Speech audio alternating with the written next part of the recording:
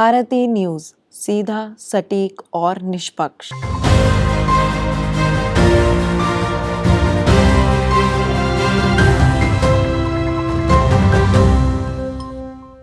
नमस्कार, मैं शालिनी उपाध्याय आप सभी का स्वागत करती हूं भारती न्यूज के स्पेशल प्रोग्राम स्वाभिमान में, जहां बात की जाती है उनकी जिनमें कोई बात होती है। और आज हमारे साथ जुड़ने वाले हैं एक ऐसे शख्स जो है तो हमारी तरह एक यंगस्टर, बट काफी छोटी उम्र से उन्होंने अपने थिएटर का पैशन परस्यू करना शुरू कर दिया।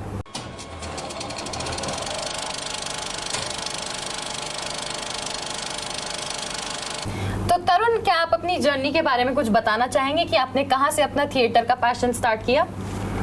जब मैं स्कूल में था, मैं 12th क्लास में था, तब मेरे को मौका मिला था अपने स्कूल के साथ अंतर्राष्ट्रीय रामलीला में काम करने का। तो मैंने अपनी थिएटर की जर्नी वहीं से स्टार्ट करी थी। मैंने सबसे पहले अपने स्कूल में रावण और शिवजी का किरदार निभाया था। ये मेरे लिए एक बहुत बड़ी बात थी कि मुझे स्टार्टिंग फेज़ में इतना बड़ा कैरेक्टर करने को मिल रहा है और कहाँ पे करने को मिल रहा है। मैंने सबसे पहले अपना थिएटर परफॉर्मेंस जो करी थी वो थी ऋषिकेश में। उसके बाद मैंने अयोध्या में करी, कुरुक्षेत्र में करी, ओरछा में भी करी। इसी के अलावा मैंने लाल किला में भी करी और इस्कॉन टेम्पल में भी करी। और इसके साथ साथ मैंने और भी काम करे थिएटर में ही, रामलीला के अलावा। जो थे, जब मैं 12th क्लास में था तो मैंने अपने स्कूल कॉम्पिटिशन में पार्टिसिपेट किया था, डिस्ट्रिक्ट लेवल और स्टेट लेवल में, जिसमें मैं फर्स्ट आया था। जिसमें मैंने अब्दुल कलाम जी के रोल की का किरदार निभाया था। उसके बाद मैंने उनका दिल्ली को रिप्रेजेंट किया नेशनल लेवल पे। उसी के साथ साथ मैं अभी भी थिएटर अपना कंटिन्यू करते जा रहा हूँ। मैं प्रोडक्शंस करता हूँ। इसी के साथ मैं अपना थिएटर में भी कंटिन्यू कर रहा हूँ। अभी और भी प्रोडक्शंस में काम कर रहा हूँ और आगे और करना चाहूँगा। तो तरुण, जैसे कि हर चीज के दो पहलू होते हैं, जैसे कि नेगेटिव्स और पॉजिटिव्स, तो एज एन आर्टिस्ट आपके करियर में क्या चैलेंजेस आए? जैसे कि जब मैं सबसे पहले, मैंने आपको बताया, मैंने रामलीला से स्टार्ट किया, वो भी इतने बड़े रोल से। तो मैं तब एकदम न्यूट्रल था, मैंने कभी थिएटर किया नहीं था। और ये मेरे लिए बहुत बड़ा चैलेंज था कि मैं इसको कैसे करूँ, अपने अंदर का फियर कैसे हटाऊँ, सामने वाला क्या बोलेगा, ये सब डर था मेरे अंदर भी। तो मैं क्या करता था, जब कोई नहीं होता था, जब एकदम पूरा एम्प्टी थिएटर होता था, तब मैं वहाँ पर जाके अपने सर को बैठाता था और स्टार्टिंग से लेकर एंड तक अपने सारे सीन के डायलॉग बोलता था और प्रैक्टिस करता था अपना डर निकालने के लिए, जिससे आगे जाके मैं बहुत खुला, ताकि जब सामने मेरे साथ कोई भी हो तो मैं अपने आराम से बोल सकूँ डायलॉग, जिससे मेरा फियर हटा। और इसके बाद पॉजिटिव्स मैं ये बताऊँगा कि थिएटर करने से मेरे अंदर, जैसे मैंने बताया, मेरा फियर हट गया। मैं आराम से बात कर लेता हूँ और मुझे इतना टेंशन फील नहीं होता, मैं किसी चीज़ के लिए चिंता नहीं करता। थिएटर इज़ एक तरह से मेरे लिए वे ऑफ लिविंग है। जब से मैंने थिएटर करना स्टार्ट किया, मैं ज़िंदगी में और अच्छे से जीना सीखा हूँ। मैं बाहर घूमता हूँ, सबसे मिलता हूँ, आराम से अपनी ज़िंदगी जीता हूँ। और बिना किसी डाउट के मैं कहना चाहूँगा कि थिएटर मेरे लिए बहुत बड़ी चीज़ है ज़िंदगी में। और जैसे कि आपने अपने पैशन के बारे में बताया कि कैसे आप थिएटर कर रहे हैं, काफ़ी कम उम्र से कर रहे हैं, तो आपके घर वालों का क्या रिस्पॉन्स रहा आपके पैशन के प्रति? जब मैंने स्टार्टिंग में अपने घर वालों को बताया कि मैं थिएटर करना चाहता हूँ, एक्टर बनना चाहता हूँ, तो उनको लगा अभी ये बच्चा है, मतलब ऐसा मजाक कर रहा है, अभी आगे जाके जब समझ जाएगा। पर मैं सीरियस था बहुत कि मुझे करना है। तो जब मैं थोड़ा बड़ा होता गया, तब ये बात थोड़ी उनको पसंद नहीं आई। वो क्या, आपको अपनी पढ़ाई में ध्यान देना है, आपको ये नहीं करना है करो, पर अपनी पढ़ाई को आगे रखो। मैंने वो भी किया, पर मेन जो था, एक जिसको अगर थिएटर करना है तो उसका ध्यान उसमें होता ही है, वो उसको करना ही चाहेगा। तो मैं पढ़ाई भी करता रहा, पर स्टार्टिंग में जब मैंने अपने घर वालों को बताया नहीं कि मैं रामलीला में पार्टिसिपेट कर रहा हूँ, स्टार्टिंग में जब उनको डर था कि वो हाँ बोले ना बोले, पर मैंने जब बताया तो उन्होंने बोला ओके, क्योंकि तब मेरे स्टडी भी अच्छी चल रही थी, तो उन्होंने मना नहीं किया। तो जब मैंने उसके बाद पार्टिसिपेट किया, रिस्पांस भी अच्छा मिला, घर वालों को भी बहुत खुशी हुई देख के। जब वो टीवी पे भी आया था, उनको बहुत अच्छा लगा देख के कि हमारा बेटा इतना अच्छा कर रहा है। तो आगे जैसे ही जब मैंने एक बार किया, मुझे और परफॉर्मेंस के ऑफर मिले। जब उन्होंने देखा तो जब मैंने आगे जगह और रामलीला करी, तो उनको बहुत अच्छा लगा कि हमारा बेटा इतनी बड़ी बड़ी जगह काम कर रहा है। तो आगे जाके उनको अच्छा लगा, वो मेरे सपोर्ट में है कि मैं काम करता हूँ और साथ में अपनी स्टडी को भी रखता हूँ साथ में। मिलते हैं एक छोटे से ब्रेक के बाद, तब तक के लिए कहीं जाइएगा नहीं, बने रहिएगा भारती न्यूज के खास प्रोग्राम स्वाभिमान के साथ। बस अभी 12th खत्म हुई थी और अब आधे से ज्यादा टाइम ये सोचकर निकाल देते हो कि which career to choose. Well, in that case I got you covered.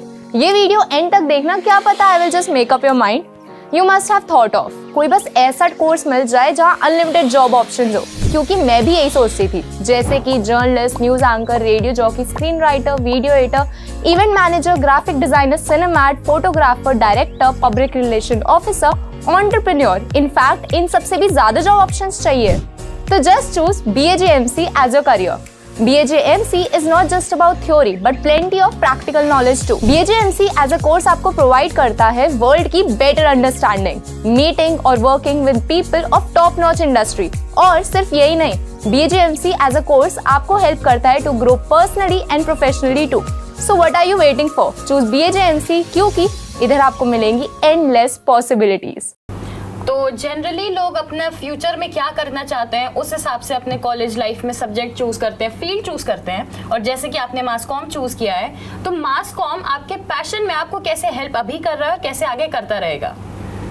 मैंने मास कॉम इसलिए चूज़ किया क्योंकि मैं फिल्म मेकिंग सीखना चाहता हूँ। जैसा आगे जाके मैं एक्टर बनना चाहता हूँ, मैं फिल्म इंडस्ट्री में काम भी करना चाहता हूँ और साथ साथ एज अ फिल्म मेकिंग में मैं जैसे और भी चीज़ें करना जैसे मैं एडिटिंग सीखना चाहता हूँ, कैमरा हैंडलिंग, डिज़ाइनिंग, इसलिए मैंने मास कॉम चुना और इस तरह से वो मेरी हेल्प भी कर रहा है और इस तरह से मुझे साथ में और भी एक्सपीरियंस मिल रहा है एंकरिंग करने का, जिस तरह से मुझे सारी फील्ड की नॉलेज हो जाएगी, इसलिए मैंने चीज़ किया। तो आपने जैसे इतनी सारी फील्ड्स के बारे में बताया कि आपका कहाँ कहाँ काम रहता है, कितने बिजी शेड्यूल्स रहते हैं, तो उन सब के बीच में आप अपना पर्सनल टाइम कैसे मैनेज करते हैं? मैम जैसे अब आपने बताया, जैसे मैं थिएटर कर रहा हूँ, ये मेरी ज़िंदगी है, तो यही मेरा एक तरह से मेरा पर्सनल टाइम है क्योंकि मैं अपना सीख रहा हूँ, मैं अपना काम कर रहा हूँ, तो जो मेरे आगे के लिए है ये मेरी तैयारी है। अब पर्सनल टाइम जैसे घर वालों के साथ मैं बहुत ही कम टाइम दे पाता हूँ क्योंकि मैं सुबह कॉलेज के लिए, उसके बाद कॉलेज से मैं सीधा अपनी प्रैक्टिस के लिए जाता हूँ और मैं घर पहुँचता हूँ 10 साढ़े 10 इस टाइम पे। तो लेकिन मैं खाना अपने घर वालों के साथ ही खाता हूँ, बैठ के अपनी मम्मी पापा के साथ बैठ के उनसे थोड़ी देर बातें करके फिर उसमें, और वीकेंड्स में जब मुझे छुट्टी मिलती है मैं कोशिश करता हूँ मैं घर पर ही रहूँ, उनके साथ घूमने जाऊँ, ये सब होता है क्योंकि फैमिली टाइम भी देना होता है। मैं लास्ट जब से मैं थिएटर में बहुत कम टाइम हो गया, मैं अपने घर वालों से कहीं बाहर गया घूमने के लिए, तो लेकिन मैं जितना टाइम जो मेरी छुट्टी हो तो मैं ये चाहता हूँ मैं घर पर रहूँ, घर के साथ टाइम बिताऊँ।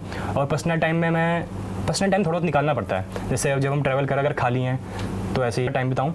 और पर्सनल टाइम में मैं पर्सनल टाइम थोड़ा बहुत निकालना पड़ता है, जैसे जब हम ट्रैवल कर अगर खाली हैं तो ऐसे ही अपना फ़ोन चलाया, कभी अपना कुछ देख लिया काम। सवाल तरुण आपसे कि जैसे कि एक बिगिनर है, वो अपना थिएटर में अपना करियर स्टार्ट करना चाहता है बट उसके पास अपॉर्चुनिटीज़ नहीं होती, चाहे फाइनेंशियल रीजंस हो या कुछ भी हो, तो उन जैसे लोगों के लिए आप क्या एडवाइस देना चाहेंगे, क्या बोलना चाहेंगे?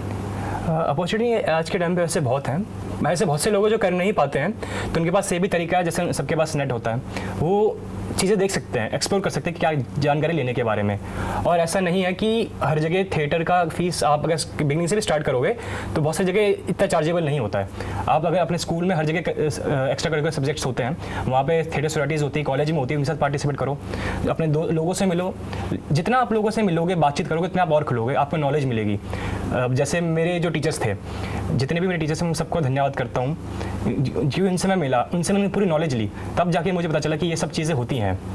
तो इस तरह से होता है। और अगर आप प्रैक्टिस से आप ऐसा होता है कि थिएटर ऐसा अकेले भी नहीं होता, लेकिन अकेले भी करना होता है। आप जब सबके साथ करके मिलोगे तो आपको नॉलेज आएगा, लेकिन जब आप अकेले में खुद से प्रैक्टिस करते रहोगे, डायलॉग बोलोगे, मोनोलॉग बोलोगे, तब आपको पता चलेगा कैरेक्टर क्या है। और उसके अलावा मैं यही कहूँगा, जैसे अगर आप चाहते हो तो किताबें पढ़े, कहानियाँ पढ़े, हिंदी किताबें सबसे ज़्यादा मैं रिकमेंड करूँगा कि लोग पढ़ते नहीं हैं। पहले मैं भी नहीं पढ़ता था, मुझे भी पसंद नहीं था, मुझे भी लगता था कि ऐसे ही बोलते हैं कि हिंदी किताब से क्या होता है, पर जब मैंने पढ़ा तब देखा इससे मेरी भाषा और अच्छी हो रही है, बोलने में रुकावट नहीं आ रही इतनी, और नॉलेज मिलती है, आपकी इमेजिनेशन स्ट्रांग होती है किताबों से। उस तरह से पर ये अगर आपको मेहनत भी करनी होगी इतनी, ऐसा नहीं कि बहुत से लोग बोलते हैं हमें एक्टर बनना है पर करते कुछ नहीं है, बस बैठे रहते हैं, देखते रहते क्या होगा, कर लेंगे, ये ऐसा नहीं हो पाता है। थैंक यू सो मच तरुण, हमारे साथ जुड़ने के लिए और हमारे दर्शकों को अपनी जर्नी के बारे में बताने के लिए। अब मैं लेती हूँ आपसे विदा, फिर मुलाकात होगी एक नए एपिसोड के साथ। तब तक के लिए बने रहिए भारती न्यूज़ के साथ और लाइक, कमेंट, शेयर करना ना भूलें।